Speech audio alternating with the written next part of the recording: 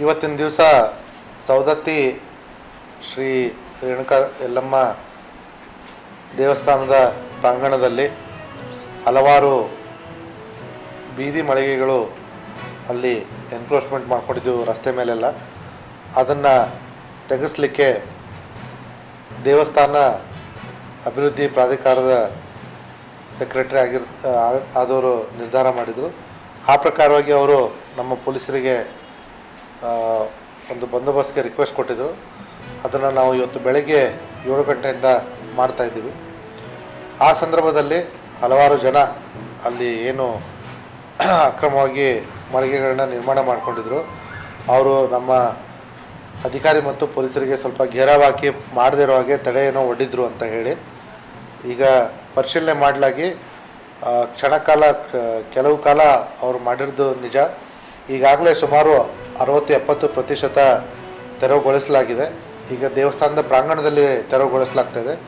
ಇನ್ನುಳಿದ 20-30% ಕೂಡ ಅಲ್ಲಿ ತೆರವುಗೊಳಿಸಲಿಕ್ಕೆ ನಾವು ವ್ಯವಸ್ಥೆ ಮಾಡ್ಕೊತಾಯಿದ್ದೀವಿ. ಈಗಾಗಲೇ ನಾನು ದೇವಸ್ಥಾನದ ಸೆಕ್ರೆಟರಿಯವ್ರಿಗೆ ಮಾತಾಡಿದಾಗ, ಇಲ್ಲ ಸರ್, ಅದೇನು ಆ ಥರ ಏನು ತೊಂದರೆ ಆಗಿಲ್ಲ, ನಮಗೆ ಸ್ವಲ್ಪ ಅಡ್ಡಿ ಮಾಡಿದರು, ಬಟ್ ನಾವು ಕಂಟಿನ್ಯೂ ಮಾಡ್ತಾಯಿದ್ದೀವಿ. ಇದಕ್ಕೂ ಮೀರಿ ಅವ್ರೇನಾದರೂ ಕಂಪ್ಲೇಂಟ್ ಕೊಟ್ಟರೆ ನಾವು ಯಾರು ಅವರಿಗೆ ಅಡ್ಡಿ ಮಾಡಿದರೆ ಅವ್ರ ಮೇಲೆ ಕ್ರಮ ತಗೊಳ್ತೀವಿ. ಸದ್ಯಕ್ಕೆ ಆ ತೆರವುಗೊಳಿಸೋ ಕಾರ್ಯಾಚರಣೆ ನಡೀತಾ ಇದೆ. ಕಳೆದ 3 ತಿಂಗಳ ಹಿಂದೆ ನಮ್ಮ ಕಿತ್ತೂರು ಪೊಲೀಸ್ ಠಾಣಾ ವ್ಯಾಪ್ತಿಯಲ್ಲಿ ಮಾನ್ಯ ಸಚಿವೆಯಾದಂಥ ಶ್ರೀಮತಿ ಲಕ್ಷ್ಮೀ ಹೆಬ್ಬಾಳ್ಕರ್ ಅವರ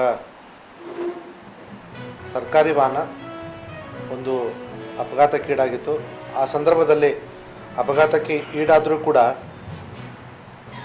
ಅಪಘಾತಕ್ಕೆ ಕಾರಣವಾದಂಥ ವ್ಯಕ್ತಿ ತನ್ನ ವಾಹನವನ್ನು ನಿಲ್ಲಿಸದೆ ಹಾಗೆಯೇ ತೆಗೆದುಕೊಂಡು ಹೋಗಿಬಿಟ್ಟಿದ್ದ. ಮತ್ತು ಆ ಒಂದು ಆಕ್ಸಿಡೆಂಟ್ನ ಮೇಲೆ ಹಲವಾರು ಪ್ರಶ್ನೆಗಳು ಕೂಡ ಉದ್ಭವವಾಗಿದ್ವು. ಆದರೆ ಕಳೆದ 3 ತಿಂಗಳಲ್ಲಿ ನಮ್ಮ ಕಿತ್ತೂರು ಪೊಲೀಸರು ಸತತವಾಗಿ ತನಿಖೆಯನ್ನು ಕೈಗೊಂಡು ಅದರಲ್ಲಿರ್ತಕ್ಕಂಥ ಆರೋಪಿತ ವಾಹನ ಮತ್ತು ಆರೋಪಿತನನ್ನು ತಮ್ಮ ವಶಕ್ಕೆ ಪಡೆಯುವಲ್ಲಿ ಯಶಸ್ವಿಯಾಗಿದ್ದಾರೆ. ಇದರ ಹಿಂದೆ